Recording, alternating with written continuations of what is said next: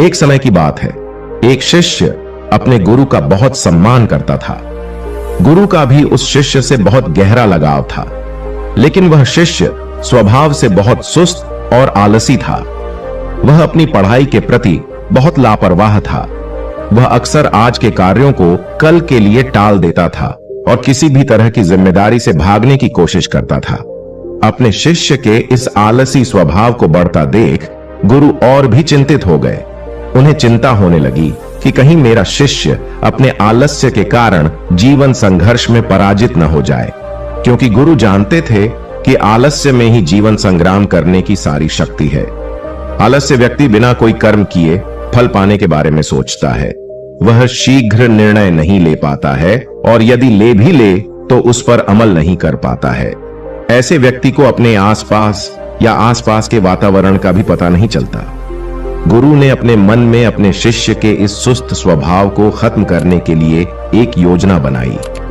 एक दिन गुरु ने शिष्य को एक चमकदार सफेद पत्थर दिया और कहा, मैं तुम्हें 2 दिनों के लिए इस जादुई पत्थर का एक टुकड़ा देने जा रहा हूं।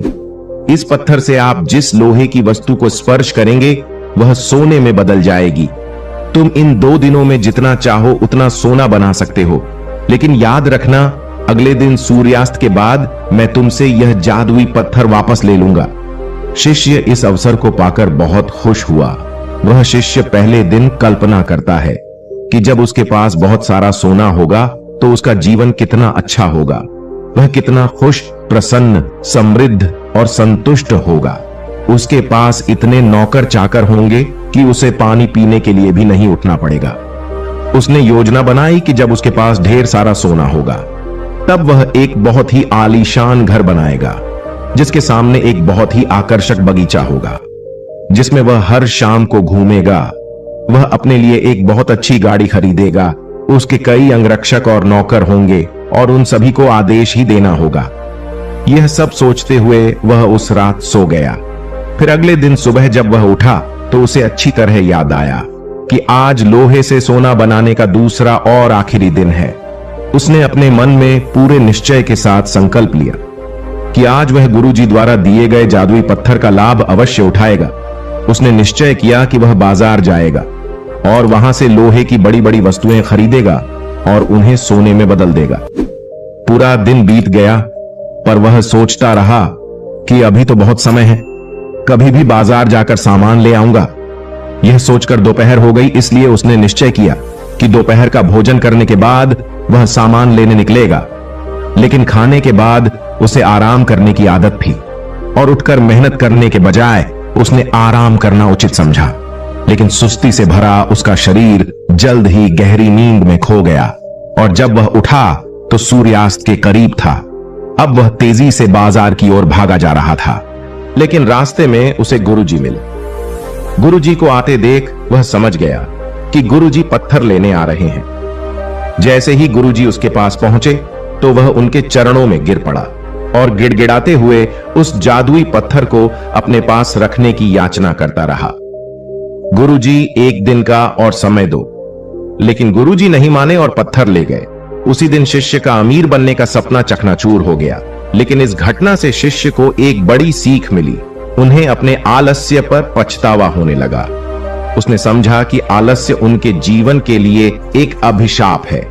उसने उसी दिन प्रण लिया कि अब वे अपने काम से कभी हार नहीं मानेगा और अपने आप को एक मेहनती, सतर्क और सक्रिय व्यक्ति बन दिखाएगा। दोस्तों, काम को टालना एक आदत है और ये आदत हम खुद बनाते हैं। आदत एक धागे की तरह होती है जिसका एक आवरण आसानी से टूट जाता है, लेकिन अगर एक ही धागे को कई बार लपेटा जाए तो उसे तोड़ना मुश्किल हो जाता है। ठीक इसी तरह किसी बुरी आदत को शुरुआत में बदलना आसान होता है, लेकिन महीनों या सालों बाद उसे बदलना बहुत मुश्किल हो जाता है। फिर अगर आप अपनी आदतों को बदलना चाहते हैं तो आपको लंबे समय तक प्रयास करना होगा। समय और धैर्य के साथ मनुष्य अपनी आदतों का गुलाम है। हमारी आदतें हमें बनाती और बिगाड़ती है। हमारी आदतें कितनी शक्तिशाली है और वे हमें कैसे नियंत्रित करती है। दोस्तों, अगर हम अपने आसपास देखें तो लगभग हर व्यक्ति को अपने जीवन में कई बड़े मौके मिलते हैं, लेकिन उनमें से ज्यादातर लोग अपने आलस्य और मेहनत न करने की आदत के कारण उस मौके को गवा देते हैं और फिर जिंदगी भर पछताते रहते हैं।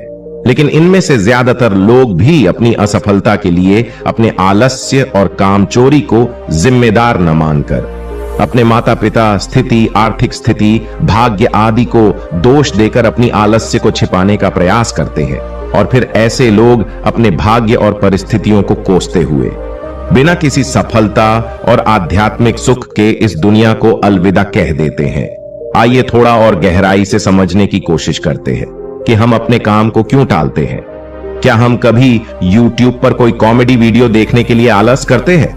नहीं ना, आप आलस्य तभी करते हैं जब आप पढ़ाई कर रहे होते हैं या ऑफिस के किसी प्रोजेक्ट पर काम कर रहे होते हैं। अर्थात मूल रूप से हम गंभीर चीजों के बारे में आलसी होते हैं जिसे करने के लिए हमें शारीरिक या मानसिक रूप से कड़ी मेहनत करनी पड़ती है।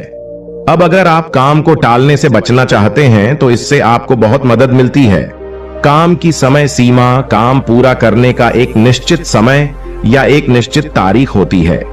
मान लीजिए कि आप एक कार्यालय कर्मचारी हैं और आपके बॉस ने आपको एक कार्य दिया है जिसे आपको कल तक पूरा करना है, तो आप पूरा दिन आलस्य में यह सोचकर व्यतीत कर सकते हैं कि अभी भी एक पूरा दिन शेष है, लेकिन तब आप रात भर जागकर उसे पूरा कर लेंगे क्योंकि कल आपको वह प्रोजेक्ट देना है, क्योंकि कल के बाद आपके प्रोजेक्ट का कोई महत्व नहीं रह जाएगा। तो यहां उस काम को टालते हुए भी समय पर पूरा किया क्योंकि यहां आपके सामने डेडलाइन थी, फिक्स टाइम था जिससे काम पूरा हो गया। काम करने का यह तरीका आप अपने दैनिक जीवन में भी अपना सकते हैं कि अगले 1 घंटे या 1 दिन में मुझे इस काम को पूरा करना है। काम को टालने से बचने का यह बहुत अच्छा तरीका है। मैं खुद भी इस तरीके का इस्तेमाल अपने रोजाना के काम को करने के लिए करता हूं। दोस्तों, हम क्या करना चाहते हैं और अभी क्या कर रहे हैं, अगर इन दोनों में बहुत ज्यादा फर्क है तो हमारे अंदर एक लड़ाई शुरू हो जाती है। तो यह हमारे अंदर तनाव और अशांति पैदा कर देती है। आलस्य एक ऐसी चीज है जो इंसान करता तो है लेकिन करने से कभी खुश नहीं होता। मान लीजिए आज आपको कोई काम करना था लेकिन आपके दोस्त आए और बोले कि भाई चलो घूमने चलते हैं, मौज करते हैं, और तुम निकल जाते हो उनके साथ घूमने के लिए। आप दिन भर घूमते हैं लेकिन आपके दिमाग में हर वक्त यही चलता रहेगा कि मुझे आज वो काम करना था, वो काम छूट गया, और इसी सोच की वजह से आप उस पूरे दिन को ठीक से एंजॉय नहीं कर पाएंगे। एक बात और गौर करने वाली है कि काम को टालने की हमें आदत होती है। इसके पीछे 5 बड़े कारण हैं। पहले तो आपको जो काम करना है और उस काम का जो फल आपको मिलेगा, अगर उस काम का फल मिलने की संभावना बहुत कम है तो आप उस काम को टालने की कोशिश करेंगे क्योंकि आप में उस काम को करने की प्रेरणा कम हो जाती है। दूसरा, कोई ऐसा काम जो आपकी आवश्यकताओं के अनुरूप न हो या आपको वह काम करना अच्छा न लगे तो आप उस काम को टालते चले जाएंगे। तीसरा कारण, यदि यह आपके लिए आवश्यक नहीं है या करने का कोई बड़ा कारण नहीं है तो आप उस कार्य को टालते रहेंगे। चौथा कारण, यदि हमें किसी काम को तुरंत करने का लाभ मिल जाए तो हम उस काम को करने के लिए उत्साहित होंगे, और जिसका हमें काफी समय बाद लाभ मिले तो फिर हम ऐसी चीजों से बचने की कोशिश करते हैं।